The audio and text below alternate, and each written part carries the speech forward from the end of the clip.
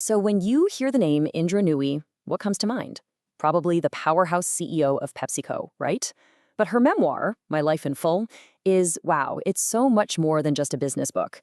It's this incredible story about a life lived in two different worlds at once. Think about it, a constant push and pull between India and America, between being a top executive and being a mom. And honestly, her story has a message that's super relevant for, well, for all of us trying to figure things out.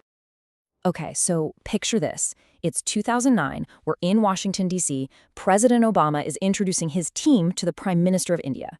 When he gets to Indra Nooyi, the Prime Minister says, with this real sense of pride, "Oh, but she is one of us." And without missing a beat, President Obama just smiles and replies, "Aha, but she is one of ours too." I mean, how perfect is that? In just one little moment, these two huge world leaders completely nailed the central theme of her entire life. She belongs to both worlds, and she's a product of both. And this whole idea of living in two worlds, it wasn't something that just showed up when she was famous. Nope. It was part of her identity from the very, very beginning, right in her childhood home in Madras, India. So get this, her childhood home literally had two separate living rooms. First, you had the men's living room. This was her grandfather's world. He was a retired judge, so it was all about intellect, big debates, and what was happening in the world. But then you had the women's living room. This was the real heart of the home, run by her mother. It was the center for family, for community, for care. So from day one, she's growing up with these two incredibly powerful, and yeah, sometimes competing, forces shaping her. She had to learn how to keep a foot in both worlds.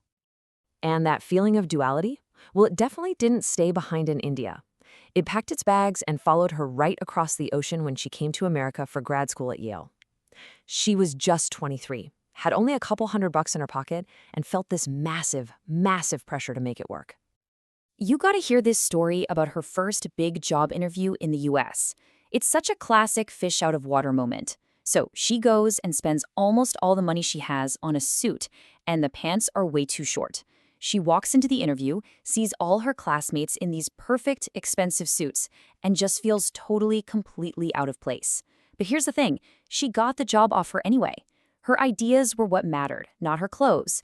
And it led to this amazing piece of advice from an advisor who told her, just be yourself, wear your sari, and if they can't see past that, then you don't want to work there anyway. What a lesson, right?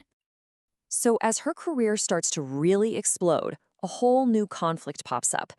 And this one was maybe even tougher. The duality wasn't just India versus America anymore. Now it was about the insane demands of her job versus the powerful emotional pull of being a mom and raising a family.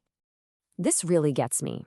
For 15 years, she had this whiteboard in her executive office, and the rule was only her two daughters could write on it. It became this living document of their love for her. Can you imagine? A constant visual reminder of the life that was happening at home while she was at work? Messages like, I love you, Mama, or hang in there. She said those messages were her lifeline, a bridge between her two worlds. It showed the love that kept her going, but also that constant, constant pull to be home. And yeah, sometimes that pull was just absolutely heartbreaking. She talks about finding a note from her daughter Tara, who was maybe 6 at the time. It was just this little handwritten plea begging her mom to please, please come home. It's such a raw and powerful reminder of the real human cost of that kind of ambition. It makes that whole work-life conflict feel incredibly personal and painful. And as she went through all this, Indra had this big realization. This wasn't just her problem. Not at all. It was a symptom of a much bigger systemic issue. See, the corporate world was basically designed around this idea of an ideal worker. And who was that? Well, historically, it was a man who had someone else, a wife, at home taking care of everything. It's a totally outdated model, but it's one that puts this impossible pressure on working parents. And let's be honest, especially on working moms. But here's what's so amazing about her. Indra didn't just suffer through this conflict. She used it. It fueled her. So when she becomes the CEO of PepsiCo, all of those life experiences, the two living rooms from her childhood, the immigrant hustle, the guilt of being a working mom, all of it fed directly into her game-changing philosophy on leadership. She called it performance with purpose. And look, this was way more than just a catchy marketing slogan. It was her answer to that duality she saw everywhere. Her core belief was that a company could absolutely crush its financial goals. That's the performance part, while also doing good things for people and for the planet. That's the purpose. It was this really bold idea that you don't have to choose between profit and responsibility. They can and should go hand in hand. So her whole life, all these experiences, they all led her to this one powerful conclusion. She believes that for our society to really succeed, we have to build what she calls a care infrastructure. What does that mean? Well, it means things like paid leave for everybody. It means real flexibility in schedules you can actually count on. And it means coming up with smart new ways to handle childcare and elder care. And for her, this isn't some nice-to-have social program. No. She sees it as an absolute economic necessity. It's how we unlock everyone's full potential. At the end of the day, her story is so much bigger than just her own success.